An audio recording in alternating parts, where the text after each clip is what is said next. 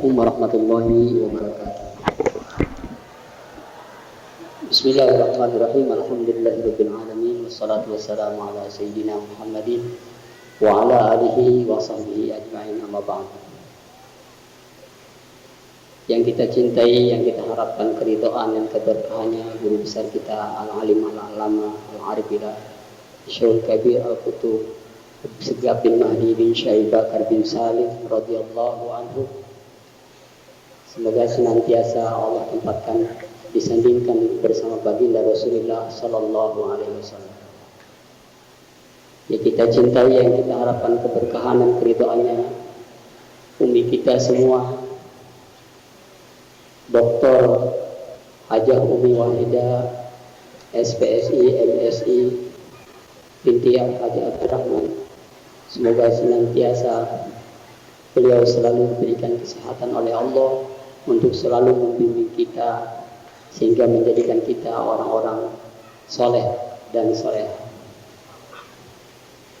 Yang kita cintai, yang kita harapkan keridhaan keberkahannya nenek kita semua, Ibu Haji Safina, semoga senantiasa selalu diberikan kesehatan oleh Allah Subhanahu wa taala, dipanjangkan usianya dalam keberkahan dan selalu menjadi motivasi khususnya untuk keluarga dan untuk kita semua. Yang kita cintai, yang kita harapkan keberkahan dan keridhaannya guru kita semua, yaitu Dr. Al-Habib Muhammad Waliullah MAG, Al-Habib Hasan Ayatullah MAG, Al-Habib Abdul Qadir, Al-Habib Riza Al-Munawar, dan semua ahlul bait. Semoga senantiasa selalu diberikan naungan rahmat Allah Subhanahu wa taala, diberikan kesehatan, dihasilkan maksudnya, dimurahkan rezekinya, dan selalu diberikan kekuatan untuk selalu membimbing kita sehingga kita menjadi orang-orang yang diharapkan oleh beliau semua. Amin ya rabbal alamin. Yang saya cintai, yang saya banggakan, seluruh para guru, para ustadz dan ustadzah Al-Asriyah Nurul Iman, dan seluruh keluarga besar santri putra dan santri putri Al-Asriyah Nurul Iman, selamat pagi dan berbahagia. Semoga semuanya selalu dalam keceriaan, karena kita dengan acara ini yang kita ingat adalah hanya satu: beliau Abah itu selalu mengawasi kita.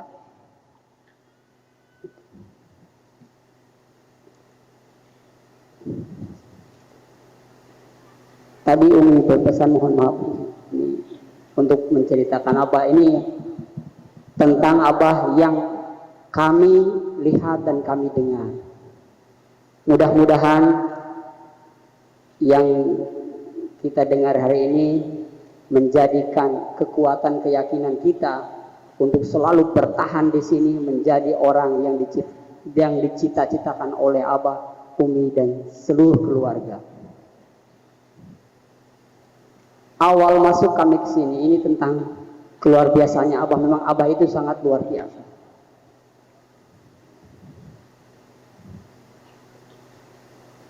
Waktu masuk ke pondok, saya tidak kenal Habib, tidak kenal keturunan Nabi. Makanya alhamdulillah masuk di sini dikenalkan oleh Abah dengan orang-orang mulia, duriah-duriah Nabi. Pas sehari di sini memanggil Abah itu karena belum kenal Habib, memanggilnya Kiai. Ketika sholat di Saukat itu Abah selalu ada di samping Saukat yang belum dipasang, ya, yang belum dipasang belum dibangun, masih luas. Abah selalu melihat ke arah sawah. Itu dari mulai sebelum maghrib sampai isya. Abah berdiri saja di sini. Kita sholat isya. Abah kelihatan nggak sholat di situ. Di hati saya tuh, kok kiainya nggak ikut berjamaah? Kayaknya ada besok begitu lagi, besok begitu. Sampai 3 kali itu, 3 hari 3 malam. 3 malam begitu terus sampai isya. Besoknya suruh kumpul semuanya taklim, anak-anak di rumah Abah taklim. Kami berangkat ke sana. Pas kami di sana, Abah tidak ada yang ceritain, cuman kamu itu jangan ngurusin saya. Kamu jangan ngurusin saya. Kamu tidak kenal saya. Saya ini bisa jadi 9, bisa jadi 100, bisa jadi berapa saya mau. Bisa berapa saya mau. Kamu urusin saya tidak sholat, saya ini bisa sholat dimanapun saya mau. Kaget kan, kalau ditembak begitu. Kok tahu? Jadi ketakut ya. Ya Allah. Nah, dari situ hati-hati. Harus jagain. Gak boleh sembarangan. Nah itu. Kemudian besoknya lagi ada mu'alaf yang masuk di pondok sini. Orangnya pintar bahasa Arab, pintar bahasa Inggris, pintar bahasa Mandarin. Mau ngaji kitab di sini. Dia itu karena ingin bisa baca kitab lebih hebat, bisik-bisik sama saya tuh, Din, kau sini nggak pernah ngaji kitab. Memang dulu nggak ada ngaji kitab itu tahun 2004. Karena jarang sekali dulu mulai ada Alfiah itu tahun 2004. Akhirnya dia itu mau izin, saya mau izin sama Abah. Izin kemana? Saya mau pindah pondok, mau diantar katanya. Ya sudah silahkan. Saya belajar sama Abah izin. Pas izin sama Abah, ada apa kamu? Saya mau izin. Abah, izin apa? Saya mau pindah pondok. Baru dua kalimat. Saya mau pindah pondok. Baru kalimat itu saja, langsung Abah itu caci maki. Habis itu. Pergi kau sekarang dari. Kau pergi kemanapun belum tentu kau dapatkan orang hebat seperti saya ini. Kata Abah itu di masa itu tahun 2000. Orang seperti saya di bumi ini hanya ada 4. Hanya ada 4. Kau cari ke Makkah belum tentu kau dapat ketemu orang seperti saya. Saya di situ ketakutan. Dan saya belum ngerti karena belum bisa baca, belum bisa bahasa Arab, belum bisa ngerti ngaji sekali. Akhirnya sudah berangsur-angsur tahun dikasih paham melalui ajaran Abah, bisa bahasa Arab, bisa baca kitab, dilihat-lihat. Oh, ternyata yang 4 itu adalah wali autad. Di kitab Karamatul Aulia karya Syekh Nabhani Mesir. Itu yang 4 itu al-autad. Penjaga barat, penjaga timur, penjaga selatan, penjaga utara. Tahun 2001 taklim di Masjid Sokat itu selalu didatangi majelis dari manapun. Setelah pas Abah tinggalkan Bintaro. Jadi dulu Abah itu mengajarnya tafsir di Sokat. Santri di waktu itu paling hanya 67, kalau paling 100 ya. Nah, di waktu itu ada habib dari luar negeri masuk pulang balik ke Indonesia. Abah sampaikan di situ. Itu siapa sih itu ulama? Bolak-balik ke Indonesia. Kalau saya mau saya tutup Indonesia itu, dia tidak masuk. Saya ini kutubnya. Abah itu menyampaikan seperti itu. Apa kutub juga? Saya itu belum paham kok kutub itu apa. Nah, setelah dilihat lagi, oh ternyata kutub itu adalah satu. Rajanya para wali itu adalah kutub. Dan itu diperkuat lagi oleh tamu kita yang selalu membantu pondok kita, Ibu Olga. Ibu Olga dulu pernah bercerita waktu 40 hari Abah mangkat. Beliau itu ke Makkah untuk umroh. Ketika umroh, beliau itu selalu berdoa kepada ya Allah, temukan saya dengan rajanya para wali, orang yang paling kau cintai, orang yang paling dicintai oleh Nabi Muhammad di masa ini. Beliau ingin mengunjungi satu ulama di Makkah itu. Selalu ingin ke situ. Besoknya mau berangkat, malamnya tidur. Pas tidur, Ibu Olga bercerita, saya naik bisnya kosong, hanya ada supir. Pas dilihat supir, kok Nabi Muhammad SAW. Setelah itu berubah jadi Abah. Begitu berubah lagi jadi Nabi Muhammad SAW. Udah gitu Nabi bersabda, kalau mau ketemu orang yang dicintai oleh Allah, yang dicintai oleh saya, datang ke Parung. Itu tahun 2008. Ibu Olga akhirnya besoknya nggak jadi untuk menziarahi ulama itu, datang langsung pulang langsung datang ke Abah, bercerita kepada Abah. Abah mimpi begini. Abah cuma isyarat seperti ini. Artinya jangan bercerita kepada siapapun, udah kamu saja. Dan itu baru diungkap oleh Ibu Olga, karena itu rahasia dari Abah, diungkap setelah Abah mangkat 40 hari. Kami di sini mendengar cerita itu. Itulah sebagai penguat bahwa Abah itu kutubnya. Makanya beliau ini Dr. Habib Muhammad Waliullah kan selalu menasihatkan kepada kita mengucap al-kutub. Itulah yang kami dengar tentang Abah. Dan Abah itu di dalam perjuangannya tidak pernah memperlihatkan kepada kita rasa sakit. Dulu waktu Abah ke Seleo tahun 2001 tidak memperlihatkan, padahal itu kaki sakit. Tahun 2007 Abah sudah dioperasi, kurang kalau nggak salah 2007 2008. Abah itu sudah operasi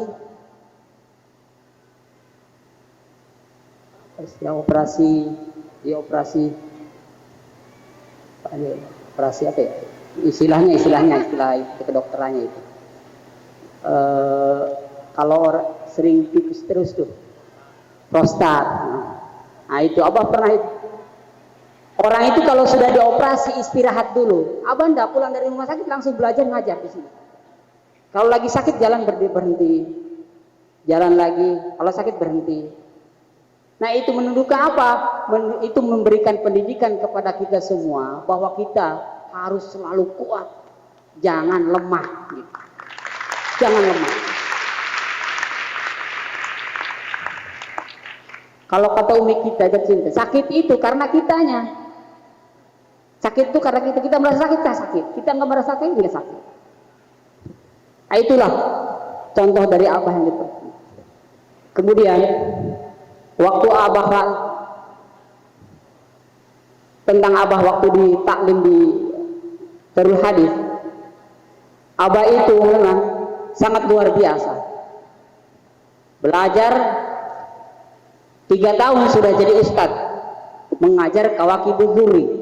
Kawakibul Duri itu kalau kita mutami dari Nahu ya, dari Nahu. Kalau yang paling awal dasarnya adalah Jurmiyah, kemudian Imriti, Mutamimah, syarahnya Kawakibul Duri, baru Alfiyah. Abah itu usia 18 tahun, 19 tahun sudah mengajar Kawakibul Duri.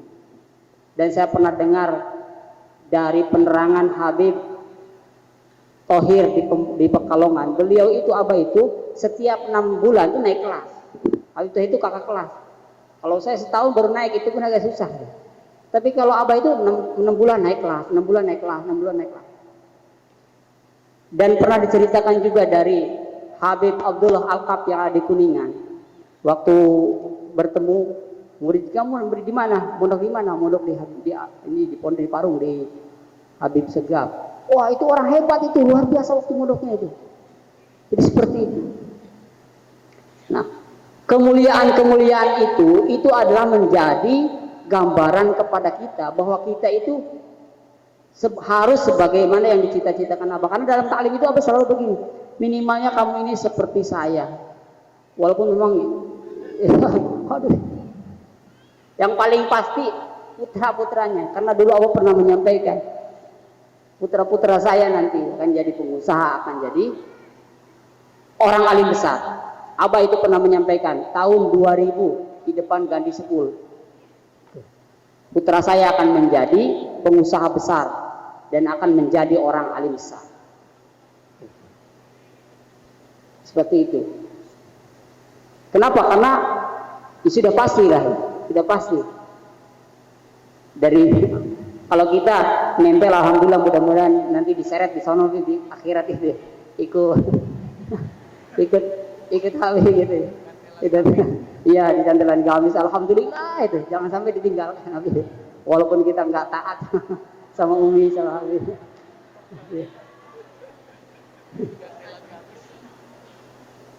Karena memang yang mengkhawatirkan itu. Kalau saya nggak ada harapan kecuali apa ya, itulah dari guru itu aja, ibadah nggak ada harapannya. Kemudian Abah dulu pernah menceritakan waktu Abah masuk ke pondok, tinggal di rumah sini, awal Abah itu mendengar teriakan di luar. Apa? Pas Abah keluar, kata orang kampung tuh, Itu tadi ada orang gila di mana? Di depan rumah. Ngapain? Teriak-teriak, dia ambil korak, kerikil, dilemparin. Habib Segaf pindah ke Parung, Habib Segaf pindah ke Parung, Habib Segaf pindah ke Parung. Gitu. Oh ya sudah. Terus pas orangnya kemana? Enggak tahu, tiba-tiba ngilang. Terus kata Abah, itu. Jadi saya ini orang dicintai oleh Allah di sini sehingga semua orang akan melihat ke sini dan pondok ini nanti akan dilihat oleh siapapun dari mancanegara dan itu terbukti oleh kita sampai sekarang. Nah itu. Jadi jangan ada di hati kita beranggapan bahwa Abah sudah mangkat, itu sudah tiada. Di dalam kitab tasawuf itu selalu dijelaskan kalau orang beranggapan bahwa gurunya sudah tiada, maka dia nggak dapat apa-apa dari guru. Jangan beranggapan itu. Dulu saja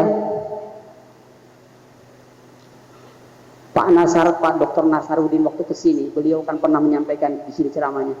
Hanya 3 makam yang merasa saya lain dari setiap saya kunjungan ke makam-makam wali Allah. Yang selalu saya menangis. Dan saya nggak pernah merasakan menangis seperti itu kecuali 3. 1, ketika ziarah kepada Nabi, beliau menangis.